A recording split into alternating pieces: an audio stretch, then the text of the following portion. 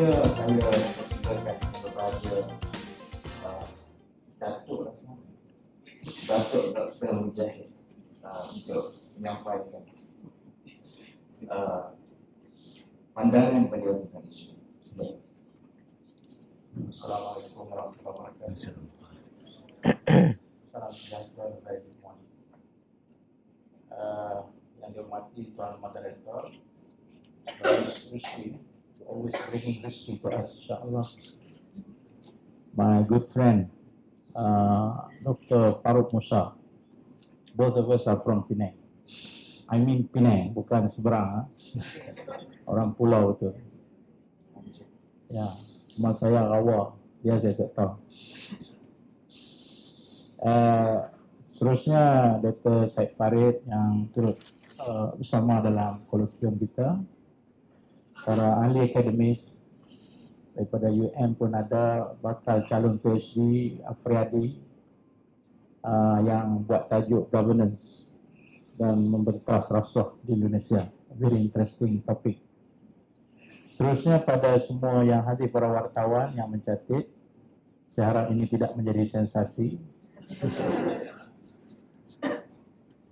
Saya juga harus mengucapkan selamat datang pada pelajar-pelajar tahfiz Jakim yang hadir bersama 12 orang atau lebih. Seterusnya pada para peserta yang meminati tajuk yang dibicarakan, iaitu Demoncracy. I do not know whether this session is to criticize past or this session is to discuss about democracy. Most of Dr. Farouk's speech was criticizing past. But I do not think so, of course. This is not about criticizing, as I think past is the part of the democratic system. So all Malaysians have all the rights to criticize us, especially Dr. Farouk. I don't have to feel hurt about that. That's number one. Number two is the issue of democracy. I think even the word Islamist thing is something that they have to label for those guys who are involved in the political realm or the democratic process that has some Islamic understanding into bringing Islam to the contemporary democratic environment. Because if you categorize what they call the Islamists, they would categorize them into two main categories. One, they are called the jihadists, who doesn't believe in democracy, who believe that their struggle towards Islam doesn't have to be in a democratic environment. Then you have another level. They are called the Islamists who work in the democratic process.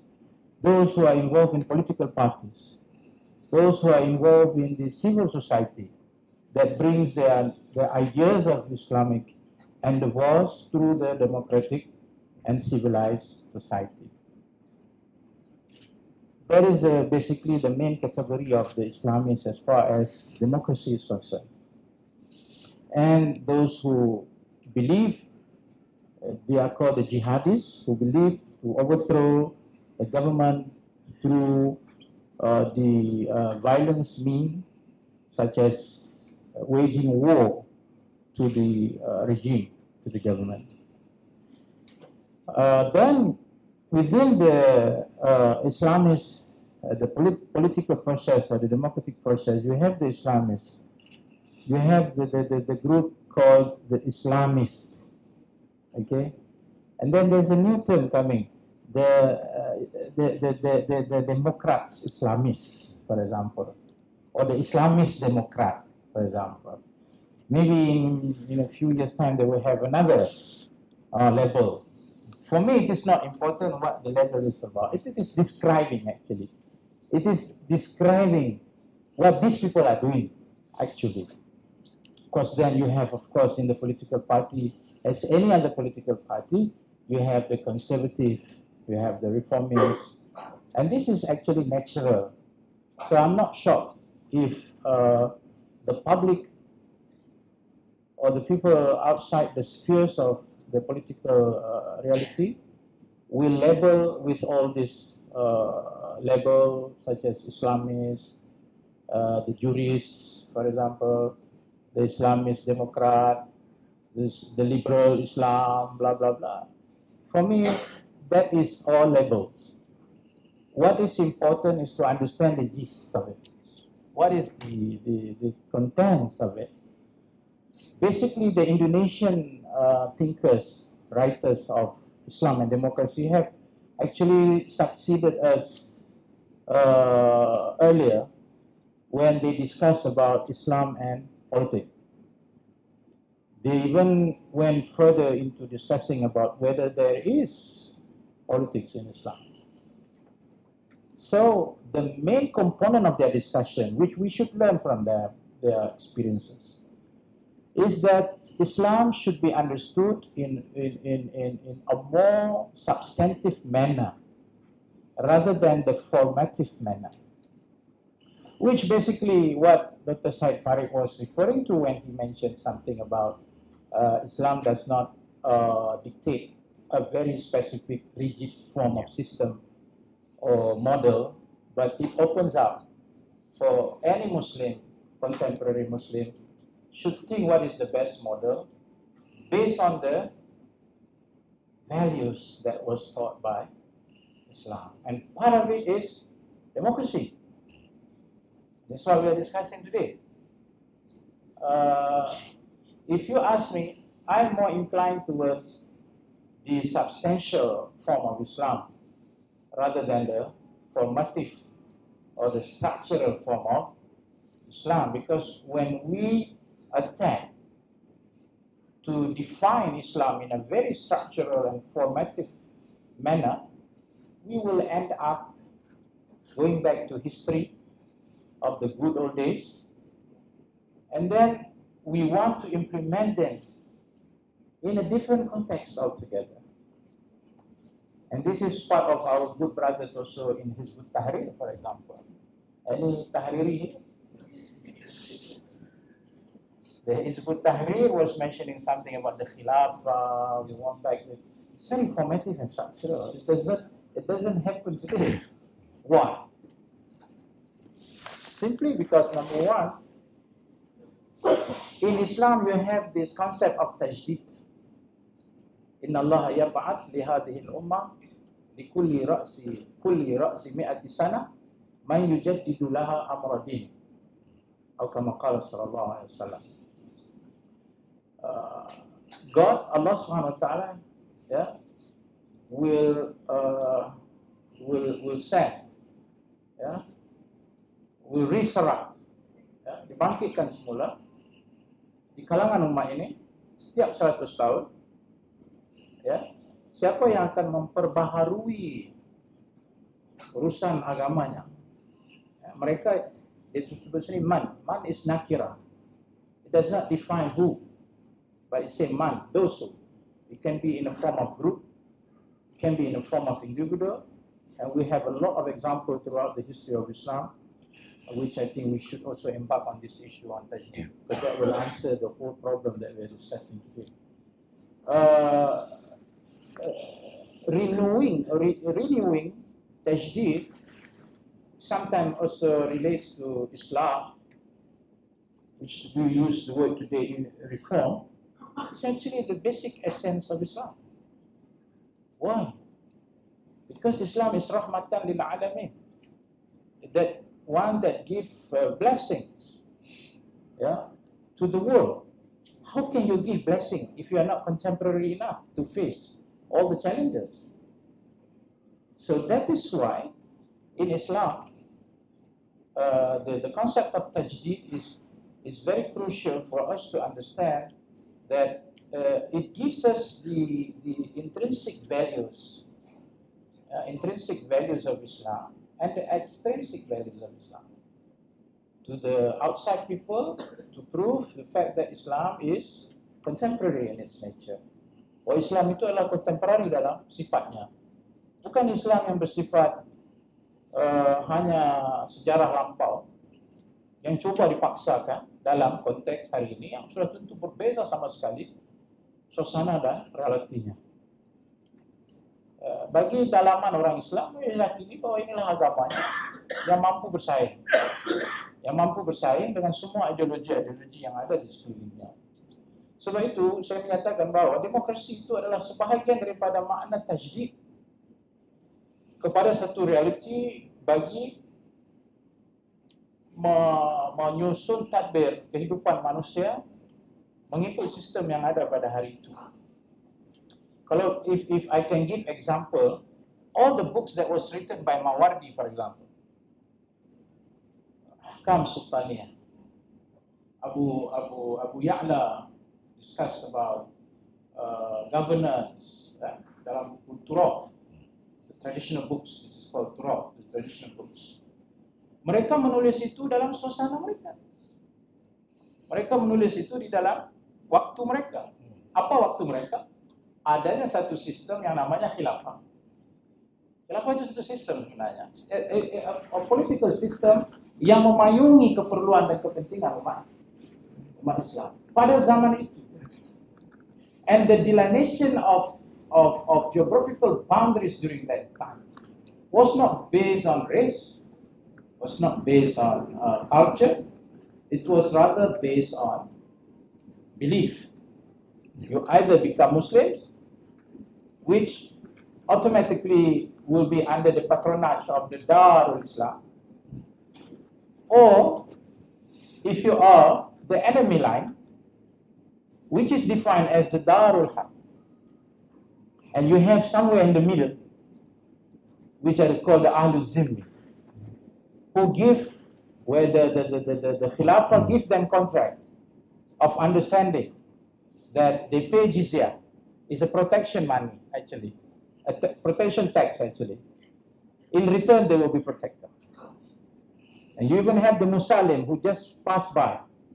Mereka hanya lalu untuk pergi ke satu daerah yang lain, jadi mereka terpaksa membuat perjanjian dan sepanjang jalan itu, maka jika mereka menerima perjanjian itu, mereka akan dipastikan perjalanan mereka itu selamat hingga sampai ke destinasi mereka dan meneruskan perjalanan. That is what they will define. That was the political system at that particular time. Don't blame me why there is Darul Islam, there is Darul Haq, you ask them. Because that's the reality.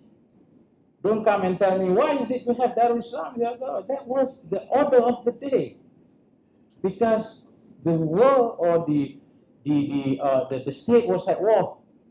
The Romans, the Persians, everyone was conquering one another. It would be stupid for Islam just to say, oh, peace, no war. They have to protect their political system. Let's come today. What do we have today? If I may ask you, or if I may ask the Islamists, do you have Darul Haq today? Do you have Darul Islam today? No. Would you want to have that back again? No. What we have today is realities defined by what we call nation states that has its own sovereignty, defined by their cultural background, defined by the race, defined by the same history that they share. And the relationship between other nation states to other nation states is no more based on war, it's no more based on diplomacy. How do you define the people who live in this country? You do not define them as Muslim or non-Muslim. You define them as citizens of this country. The concept of citizenship has taken place now. The concept of rights has taken place now, rather than the full authority of the state. The concept of civilized society has taken place now, rather than just one guy who makes decision. In the political reality, there is the concept of democracy, parliamentary democracy. So, my dear brothers and sisters, we need to come back to realities. Okay? It's not about whether this understanding contradicts with Islam or not. Islam in itself is a very practical religion. Dia berhadapan dengan realiti yang ada di hadapannya. Dia tidak cuba lari daripada reality itu. Malah, if I may share with you a very interesting example of this process of shifting the mind from the system of Khilafah to the emergence of nation state that brought to the fall of the Khilafah Osmaniyah in 1928, 1924. There was this process since the early 19th century between ulama who discussed about the onslaught of the nation state and the past history that they have hold for centuries about Khilafah and the nation state. The emergence of the nationalistic struggle of the Syrian Arabs, of the Iraqi Arabs, of the Egyptian Arabs have broken the chain of the Islamic political system of Khilafah. There was this big debate between the traditional ulama and the contemporary ulama such as Rizqi Rawa, who debated about what is the stand of Islam in this onslaught of nation state and the realities that they have to face today. Some traditional ulama resort to the old way of understanding by giving the way out is to revive the Khilafah. And so they had to find where to put the Khilafah, since the Osmani Khilafat is already ill. They need to change where they can still put a Khilafah and where every Muslim will have to give loyalty to this Khalifa. But then there is the ulama who are more contemporary in their understanding, such as Abdul, such as Jamaluddin al-Afghani before that, and Muhammad Rashid Rawa came and Dr. did something on his thesis about Rashid Rawa, his writing on Rashid Rawa. Al-Manar, the famous tafsir of Al-Manar, di mana Rashid Rawa menyatakan bagi menyelesaikan masalah ini kita tidak boleh kembali kepada zaman lampau, kita terpaksa berdepan dengan realiti. Maka mereka berdebat dengan satu kaedah usul fiqh, dengan satu perdebatan yang panjang, iaitu mala yudriku kulluhu la yutraku kulluhu.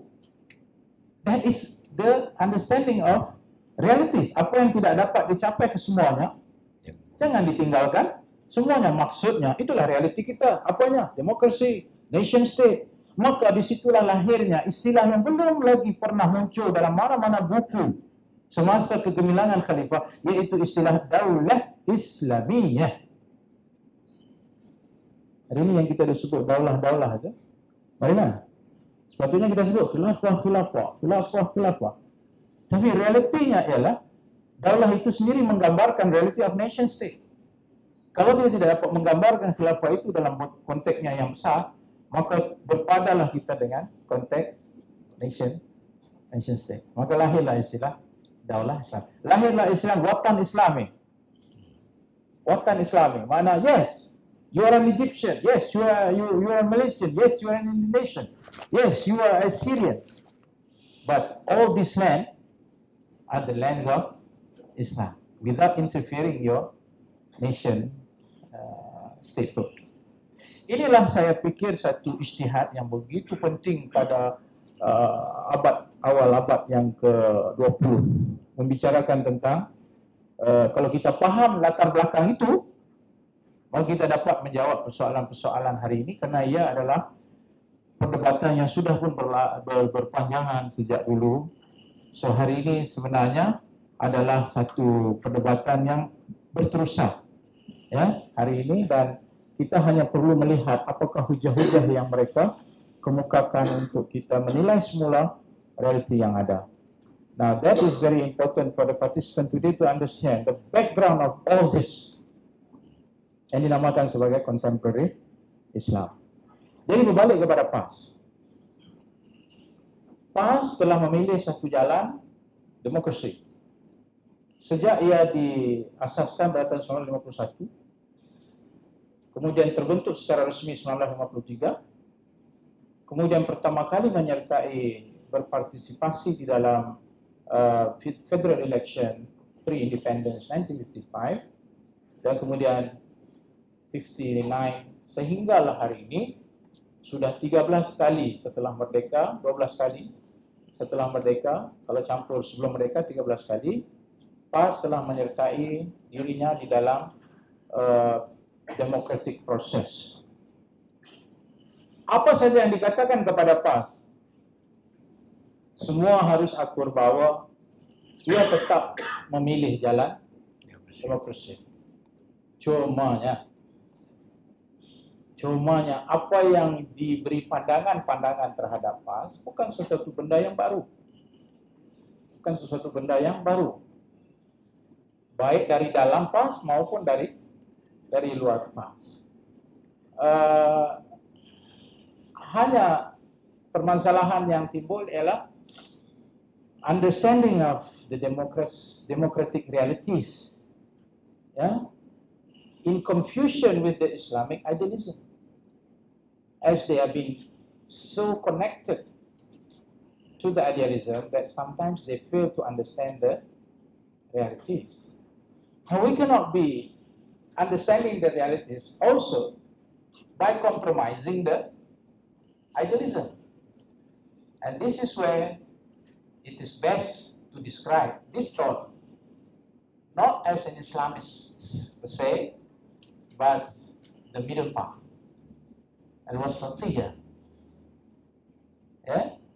You can say whoever they are, Islamists, Demoncracy, Purists, itu masalah you. Tetapi yang kita paham ialah Islam sentiasa mengajar kita arti apa? Wasatiyah. Wasatiyah dalam segala-galanya. Wasatiyah dalam pahaman, wasatiyah dalam pendekatan. Dan saya amat bersetuju dengan pandangan Dr. Farouk tadi bahawa we cannot be seen fighting for democracy unless we practice democracy also. Dan anda hanya perlu membaca buku saya untuk memahaminya. PAS baru dan rejuvenasi PAS. Karena di situ sebenarnya cuba melahirkan unsur-unsur demokrasi. Saya bagi contoh dalam pemilihan. Saya ada mencadangkan dalam bentuk apa yang saya namakan sebagai rejuvenasi organisasi PAS, di mana di dalam rejuvenasi itu saya mengemukakan 4 tingkat model organisasi, mulai daripada struktur, sumber manusia, politik dalaman, dan juga budaya. Saya mencadangkan dalam politik dalaman to avoid political bickering, internal bickering. It's a nicer word to say, internal bickering. But actually, it's group dynamic. It's group dynamic actually.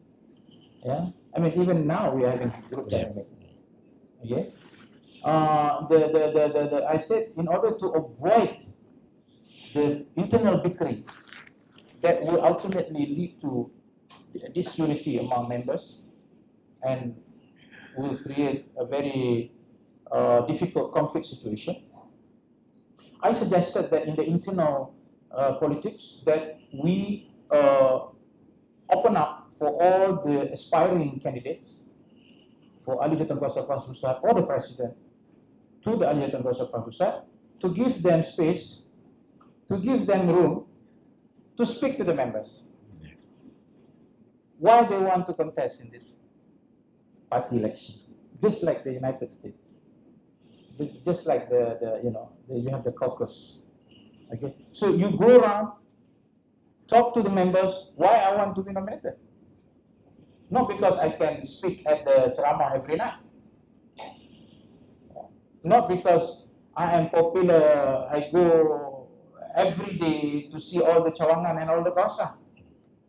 But I have vision for my party. And let them judge this vision. What is your achievement? What have you achieved in the party? In fact, to make it more stringent so that the party deserves the best candidate, I propose that the aspired candidate yang bercita-cita untuk menjadi calonnya have to go through some form of modules where they will have sort of a qualification, not to have PhD, of course, but a simple kelayakan, supaya apa yang kita dapat daripada presiden sampai ke 18 eligible itu adalah yang the best. Karena mereka sudah melalui dan melihat kemampuan mereka, loyalty mereka, dan juga the most important is pemikiran mereka terhadap apa yang mereka nak lakukan sebagai sebuah parti Islam. Kalau tidak, we go haywire. This guy say this guy say that. This guy say this guy make another statement. So people will see us haywire. And then bagaimana kami bisa menyokong kamu kalau kamu sendiri tidak urus diri kamu? This is what the GIS is all about in rejuvenasi past and past baru. Now I know it is not easy, Dr. Farouk. You like to try? Welcome. I know it is not easy. There is always resistance of what they call the old guard and the young Turks. Okay? It happened during my father's time. Yeah. It happened now. It will happen even if I become one of the leaders in the party. Yeah. People like you, the younger generation, will consider me as an old guard. Okay? We only have to give ways so that the party, you see, the party is not, it doesn't belong to me personally, actually. Party belongs to all who wants to be with the Islamic party. And as you define yourself in the political process, and as a political party, you must not confine to your public or private life only. Private life only or personal life only. You are also exposed to public life in your statement, in your policies, and you can be criticized as much as other political parties can be criticized, kerana parti Islam bukan parti sakral. Siapa yang mendakwa partinya adalah parti sakral, lebih baik dia join ayah pin. Parti langit. Tapi sebagai parti manusia, dasar Islam itu sakralnya betul. Inna nahnu nazzalna dzikra wa inna lahu lahafizun. Islam is protected even with pass or without pass, even with IRF or without IRF. Fallahu khairun hafizun wa huwa arhamur rahimin. But being human, who believe that this party or Islam, we were taught by the Prophet to put our endeavor, to put our effort, because this is the law, of course, fact. So we believe that we are not perfect. Kami bukan parti sakral, pemimpin kami bukan pemimpin sakral, dan saya yakin pemimpin PAS tidak menyatakan mereka sakral. Kami ada kelemahan-kelemahan, tetapi yang lebih penting ialah bagaimana kelemahan itu boleh diatasi. Dan sebab itu kita meyakini bahawa banyak persoalan yang ditimbulkan oleh Datuk, or maybe one day you will get Datuk. So I will propose your name. Would you like that? Dr. Farouk Musa menyebut tentang kerajaan negeri Kedah when you talk about governance. Of course, anda dilantik oleh rakyat. Anda terdedah kepada kritikan. Anda tidak boleh kata, okay, kalau mau saya ambil, kalau tidak mau sudah. Okay, we change it. Betul. You parti Islam pun, hebat you sebut dasar kami adalah Quran dan Sunnah pun, ijma' dan qiyas pun. Tapi kalau you tak deliver kepada public, that's it. Yang kedua ialah isu hubungan dengan non-Muslim. Dan yang paling terkini, dia diuji, tested by the issue kalimah Allah. Okay. Now sejauh mana the rights should be given to them? You're not discussing about doctrination here. I'm not talking about Allah in a doctrinal way. I'm talking about Allah as the right for every citizen to use it, especially in their form of worship. Okey, so ini isu-isu yang saya kira dalam konteks demokrasi, saya tidak semestinya bersetuju semua yang apa yang diperkatakan oleh parti saya, tapi saya harus setia dengan perjuangan ini dan berusaha dan minta kepada Allah beri saya kekuatan untuk membaiki keadaan. Yeah. And you can keep on criticizing us. I think that is good for the party so that we go forward. Dan sebab itu saya kata dalam konteks demokrasi yang kita bicarakan hari ini, demokrasi ialah bukan sesuatu perkataan yang rigid. Saya memahami demokrasi dalam satu bentuk nilai yang perlu diisi dengan pahaman Islam yang bersifat substantif rather than formative. Dan akhirnya saya ingin menutup pembicaraan saya dengan firman Allah SWT bahawa di dalam Islam demokrasi itu dimartabatkan dan diagungkan, malah Nabi SAW ditegur kalau gagal dia berlaku demikian. Cumanya dia tidak menyebut kalimah demokrasi, karena kalimah demokrasi itulah daripada Greek, tetapi dia menyebut kalimah syura. Sebab itu Tariq Ramadan pernah menyebut mungkin kita perlu mix between them, jadi syurokrasi. Although it's very awkward to have a syurokrasi term. Walau kunta faddan ghalizal qalbi lam faddu min hawlik fa'fu anhum wastaghfir lahum washawirhum fil amr fa idza azamta fatawakkal 'ala Allah innallaha yuhibbul mutawakkilin. Those who read it textually will just give you the meaning that the Prophet, orang yang baik hati, dia buat sesuatu, dia bertanya, Allah tegur dia supaya dia berlembut dan mohon ampunlah pada kesalahan. But if you read it in the contextual way, this ayah is the ayah for democracy. Bahawa perkara pertama yang dilarang oleh Allah ialah sifat autokrasi, yang disimpulkan dalam perkataan fazzan ghalizal qalb, keras dan kasar. Itulah autokrasi. I say what is right. Listen, listen, listen. And I speak, you listen. Yeah. No. Walau kunta fazzan, walau kunta. If you were that keras dan kasar, lam faddu min hawlik. Para sahabat akan lari daripada kamu. Dia tinggalkan kamu. Who like autocratic leaders? Semua orang akan tinggalkan. Dan kalau tidak ditinggalkan, dia akan dijatuhkan.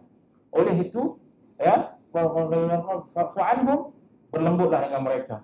Berlembut itu maknanya bagi ruang kepada mereka untuk berkata-kata, bagi ruang kepada mereka untuk memberi pandangan. Dr. Farouk selalu memetik daripada kisah Tariq Ramadan yang menggambarkan kisah peperangan Badar.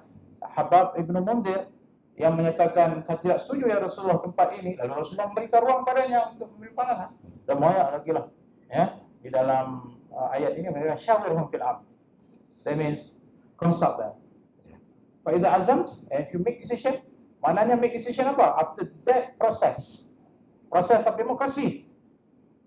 Idza azamta fatawakkal Allah. Idza azamta, you make decision in the parliament, you make decision public hearing, you make decision in whatever, itu maksudnya. Kemudian fatawakkal Allah, then you decide dan kemudian serah kepada Allah. Banyak lagi lah contoh-contoh yang mungkin saya akan selang-selinya dalam persoalan yang akan diajukan. Sekian dahulu, terima kasih. Assalamualaikum warahmatullahi wabarakatuh. Terima kasih Dr. atas pandangan yang diberikan berhubung dengan bagaimana perspektif Islamis melihat demokrasi itu sendiri. Berhubung dengan kritikan terhadap PAS, teringat saya suatu ketika dulu ada kritikan yang diberikan oleh Profesor ketika itu Aziz Bari berhubung dengan kepimpinan ulama ataupun kepimpinan Tuan Guru Haji Hadi. Satu reaksi yang dikeluarkan daripada secara press statement oleh pemuda wilayah persekutuan yang bagi saya begitu dangkal, menyatakan bahawa ini adalah pandangan Profesor Sekolah Tadika, Bagaimanapun selepas itu saya terbaca dalam satu pandangan yang dikeluarkan oleh Tuan Guru ni Abdul Aziz yang menyatakan semua orang boleh mengkritik PAS, memandangkan PAS berada dalam politik, PAS bertanding dalam pilihan raya. Jadi bukan saja PAS subject to be criticized by the members of PAS, tapi juga oleh public at large. Memandangkan PAS terlibat dalam pilihan raya. Jadi itu bagi saya pandangan yang demokratik. Bagi saya. Dan berhubung dengan proposal ataupun share yang dibuat oleh doktor terhadap PAS. Tapi teringat juga saya kepada dulu Nakib ada sebut kalau kita nak jawatan ni dia panggil hubbu riasah. Pernah dengar? Bukan hubbu raisah, bukan. Siapa pandai Arab dia faham tu apa beza dia. Okey, tanpa melengahkan masa, saya membuka ruang kepada semua untuk melontarkan pandangan ataupun persoalan kepada ahli panel kita pada hari ini. Oh, ada. Okay. Persilakan, mic di tengah. Dipersilakan.